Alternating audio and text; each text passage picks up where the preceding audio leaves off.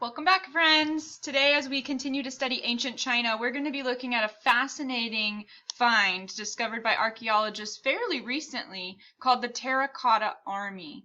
That actually was first discovered by farmers. They were trying to dig a well and were having a difficult time, and they started to find fragments of these army warriors that are over 2,000 years old, and those farmers discovered it in 1974. There's now a museum that stands over the area where you can see complete standing figures of ancient warriors. Also, you can see fragments that are still, broken, that haven't been repaired. There are horses, there are chariots, there are musicians and artisans. It's fascinating. So I've got a really cool video for you to watch today, but before we do that, we're going to take a look at the story in our textbook found on pages 271 through 273. So I'm going to pull that up and have our narrator read that to us. You can follow along with me in your book if you've got one handy. All right.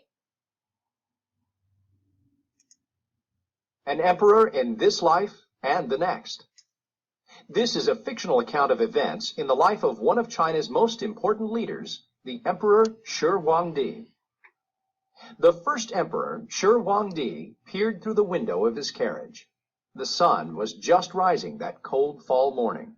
Dust swirled across the dry North China plain. The emperor had not slept much the night before. In the middle of the night he rose from bed and called for a carriage to take him to the place where his tomb was being built. His sleep had been disturbed by thoughts of the meteor that had fallen near the Huang River earlier that year. He knew some people saw the meteor as an omen, a message from heaven telling the people that he had lost the mandate of heaven. Someone had carved on the meteor, "The first emperor will die, and his lands be divided." When the emperor heard about this, he was enraged.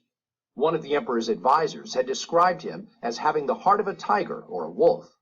No one wanted to face him when he was angry. So remember that mandate of heaven. They believed if you lost the mandate of heaven, you were doomed. Your empire, your dynasty's coming to an end.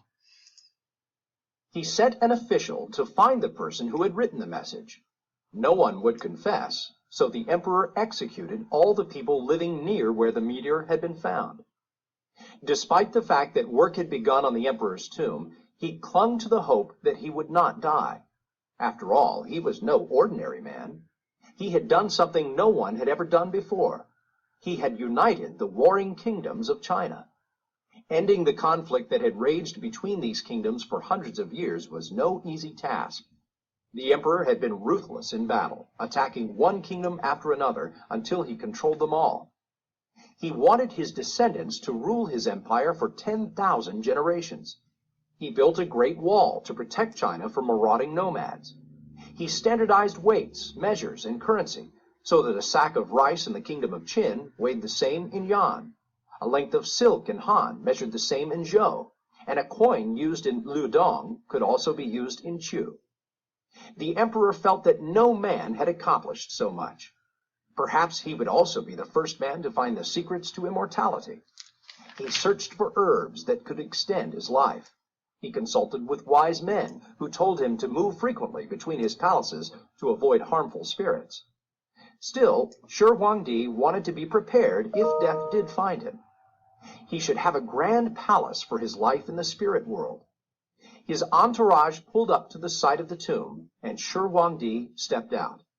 An official bowed to the emperor before leading him into the tomb. In one room was a model of China, with silver rivers and oceans made from liquid mercury. The ceiling twinkled with pearls, depicting constellations in the night sky. Other rooms overflowed with gold and jade. Shi Huangdi then set out to view the 4 halls being built east of his tomb. To be a great king in the spirit world, the emperor would need a great army. He had ordered laborers to make thousands of life-sized soldiers and horses of terracotta. As the emperor approached these halls, he saw the bustling workers. Some arranged the terracotta warriors in neat rows. Others painted the final details on the soldiers' uniforms. When the emperor stepped out of his carriage, all work stopped. The laborers dropped to the ground before the emperor. Many had scars. The emperor kept order through harsh punishments.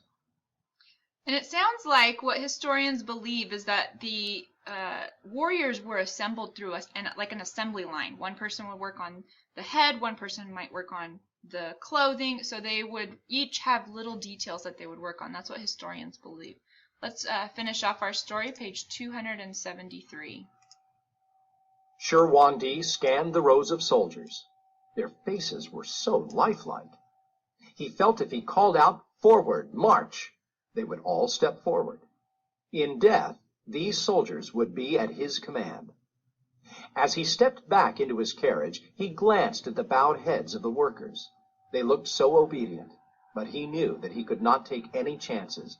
He had many enemies who might disturb his final resting place.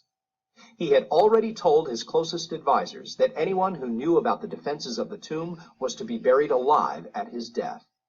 Shi Huangdi trusted that this would be done. His word, after all, was law. Based on this story, what do you think Shi Huangdi thought government leaders should do? As you read the chapter ahead, think about what the first emperor's story tells you about the Chinese Empire. All right, so that story gives us a little bit of a context as to why these warriors could have been built. We don't know for sure. The story that I want you to, or the video I want you to watch today on the YouTube playlist is called The Incredible History of China's Terracotta Warriors. Get some more information on those. Fascinating. I would love to go there to visit. It sounds like a really interesting, fascinating place. But if you would like, if you have some extra time, you can start working on your study guide after watching that video. So this is a 2-page study guide to help you prepare for your history test. I will go over the answers for that study guide on tomorrow's video. So if you've got the time, I definitely encourage you to look through your textbook, try on your own to find the answers, or test your knowledge, see how prepared for the test you are by trying to complete this, and then watch tomorrow's video and check your answers. But if you don't have time to do that, you can wait and just fill out the study guide with me tomorrow on the video. So just make sure that you are prepared to do that, and enjoy the rest of your day, friends. I'll talk to you later. Bye!